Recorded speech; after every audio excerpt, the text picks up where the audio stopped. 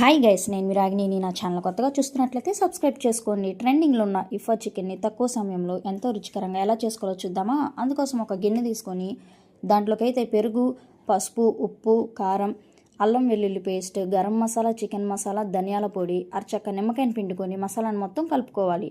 తర్వాత చికెన్ పీసెస్ని అయితే వేసి చూపించినట్లు మసాలా మొత్తం చికెన్ పీసెస్కి పట్టేదాకా కలుపుకొని 30 నిమిషాలు అయితే మనం ఫ్రిడ్జ్లో పెట్టుకుందాం.